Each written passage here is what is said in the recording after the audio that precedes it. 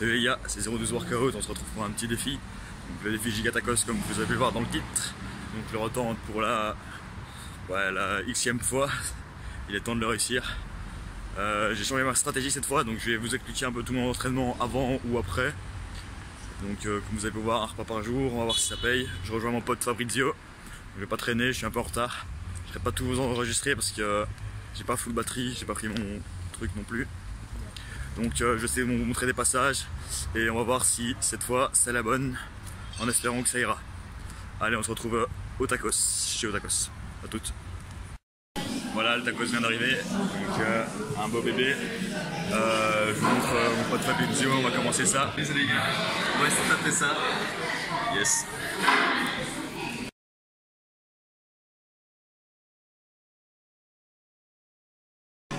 Voilà, on a un peu plus de 10 minutes, je crois qu'il me reste la moitié.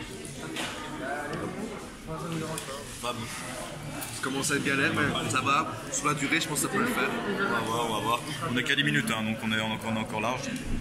Allez, on va pas trop traîner à parler parce que sinon ça va être chaud. Allez, on se retrouve pour la suite.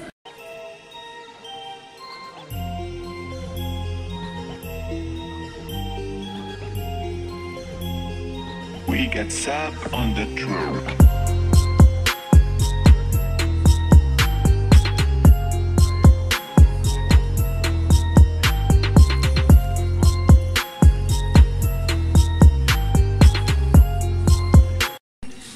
Voilà, il nous reste un gros quart, ça va être chaud.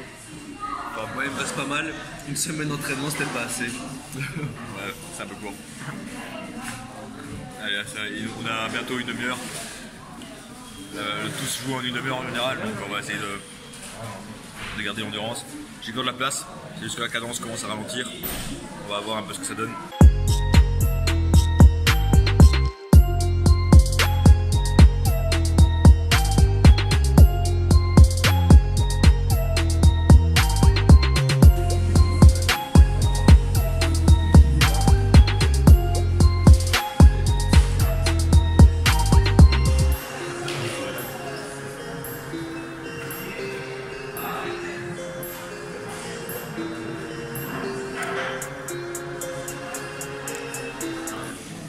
Allez, 36 minutes, on est chaud, on va essayer de faire encore ça en 20 minutes. Bon, la fin, ça devient dur, mais on lâche pas.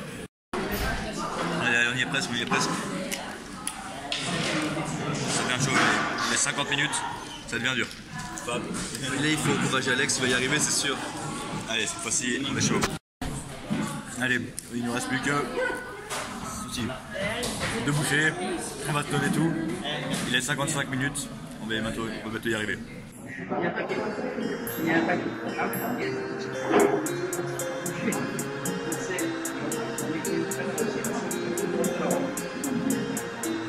Ouais, cette fois c'est la bonne.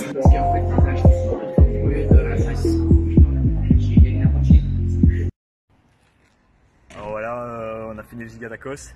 Donc c'est enfin pour la 6e fois, donc la 6e fois était la bonne, ça fait plaisir. Là l'estomac il est bien rempli, on est content, on a été remboursé. Pas gagné de voyage ni rien, mais je suis super content d'avoir réussi le défi. Et voilà, merci Giga Tacos, merci au Tacos pour ce défi, c'est chouette de l'avoir tenté quelques fois. On se retrouve 2 jours après le défi Giga Tacos. Donc je vais vous expliquer un petit peu comment j'ai réussi à le faire, pourquoi je l'ai fait et d'autres raisons comme ça. Donc tout d'abord, pourquoi est-ce que je me suis acharné à faire ce défi Giga Tacos? Donc j'ai toujours aimé faire des gros cheat meals, des trucs comme ça, et je me sentais un peu sans limite en fait. Je voyais souvent je terminais des plats, j'avais toujours faim après, des trucs comme ça quand je faisais des écarts. Ça peut paraître comme un trouble alimentaire. J'essayais de calmer ça avec les années et tout, mais voilà, le Giga Tacos je l'avais essayé il y a 2 ans, donc depuis là j'ai essayé quand même de calmer un peu ces écarts. Et en général, ça va, c'est plutôt contrôlé, mais parfois ça dérape. Surtout quand j'essaye de tenter mes limites, comme ce défi par exemple.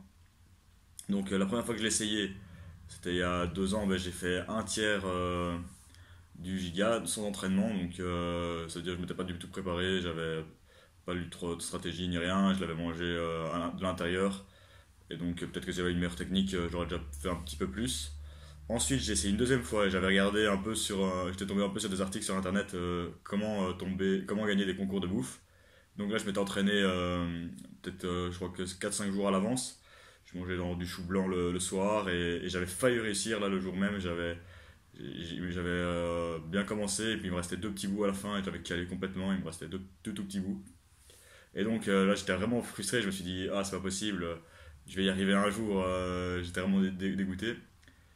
Il y avait un prix important en jeu aussi, il y avait un voyage à gagner, mais c'était pas vraiment ça qui m'intéressait le plus, c'était vraiment le fait de réussir le défi. Et donc je m'étais réentraîné encore une fois pour ça cette année-là. Donc je crois que je l'ai passé 3 fois à Charleroi. Et les 3 fois c'était pas passé du coup.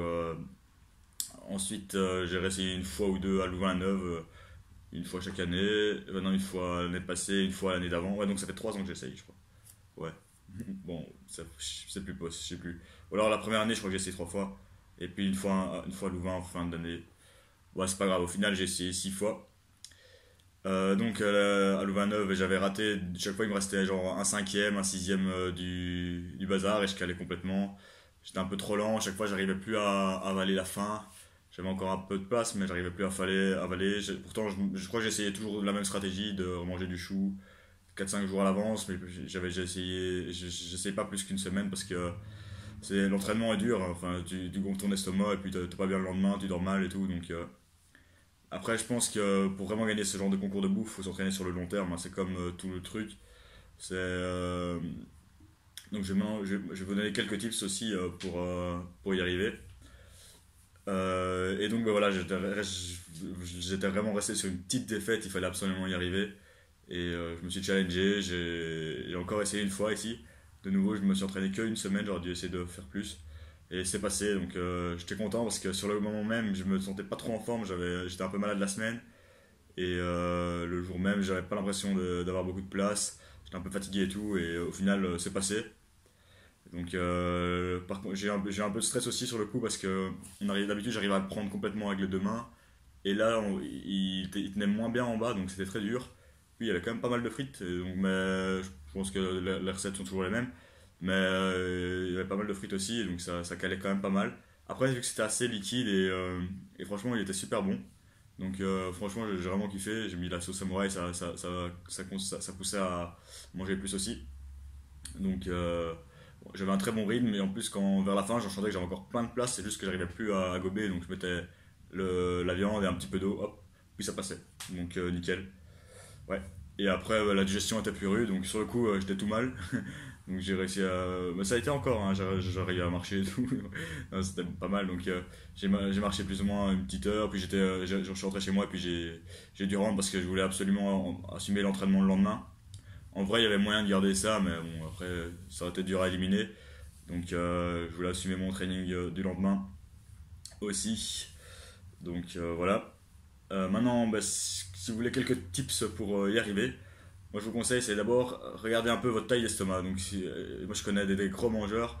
Déjà, il faut vraiment limite que vous soyez le meilleur mangeur de votre entourage. En général, moi personnellement, je connaissais personne qui mangeait plus que moi. Enfin, je connaissais des gens qui mangeaient beaucoup, j'ai fait des trucs avec eux. Et j'étais quand même une bête par rapport à ces mecs-là. Donc voilà. Ensuite, il faut évaluer la taille de son estomac.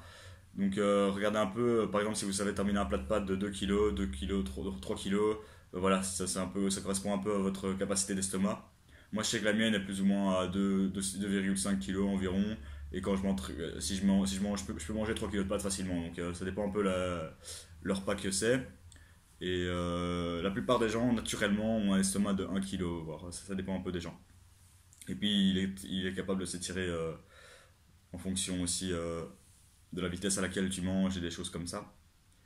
Ensuite, ouais, la stratégie c'est de s'entraîner plus sur le long terme, entraîner tes muscles de la mâchoire, faut chiquer, bon ça moi je le fais pas personnellement, faut faire parfois des repas, des cheat meals ou des repas comme tu manges 2-3 choux entiers et tu essaies de manger le plus possible. Ça c'est peut-être plus intelligent de faire ça une fois par semaine, 2-3 fois semaine et faire ça pendant plus longtemps. Donc n'hésitez pas à aller sur un site foodchallenge.com. Ça c'est un très bon site pour voir un peu des tips sur les concours de bouffe. Je vous mettrai le lien en description. Ensuite, voilà, ensuite il y a une petite préparation qui se fait 4-5 jours à l'avance, qui consiste soit à manger beaucoup de choux. Cette année-ci, j'ai changé un peu ma stratégie. Je vais vous montrer quelques images de ma stratégie. Donc le premier jour, j'ai fait 3 giga tacos moi-même à la maison, enfin 3 tacos de 900 grammes, donc ça faisait 2,7 kg, il n'y avait que 2 kg de viande, mais il y a beaucoup de pâtes frites, donc j'ai réussi à les terminer. Je me suis forcé à les digérer pour assumer le bazar, et c'est passé crème, je les ai finis en 20 minutes, donc c'était beaucoup plus facile. Le lendemain, donc je jeûnais toute la journée, hein. La veille de ça, j'avais fait aussi, j'avais jeûné complètement toute la journée, et puis j'avais fait mes 3 repas en un. Donc mes 3 repas de midi je mettais double de portions, midi soir, et je terminais avec mon déjeuner comme dessert, plus plein de légumes, du chou et tout. Donc on assumait quand même pas mal de quantité de kilos de bouffe. Donc voilà, ça devait correspondre à 2,5-3 kilos environ. Et toute la journée je jeûnais. Au final, j'avais pas mal à pêche, j'ai aussi assumé un peu mes entraînements. J'étais un peu aussi en semaine transitoire. Donc mes entraînements n'étaient pas hyper hardcore, c'était une petite phase d'hypertrophie qui se préparait. Ensuite, j'ai fait d'autres repas, je vais vous montrer 2-3 images. Bon, je mélangeais, vous pouvez voir un de mes repas classiques que j'ai fait le lundi. Ouais, le dimanche, j'avais fait aussi un rib sauce à volonté, donc là j'avais quand même mangé pas mal. Pas mal de trucs. Je l'ai pas fait en mode challenge à fond, mais j'essaye quand même de me remplir le plus possible. Donc je crois que j'ai mangé 13 côtes de ribs et beaucoup de frites. Il y avait la frite à volonté aussi. Donc ça.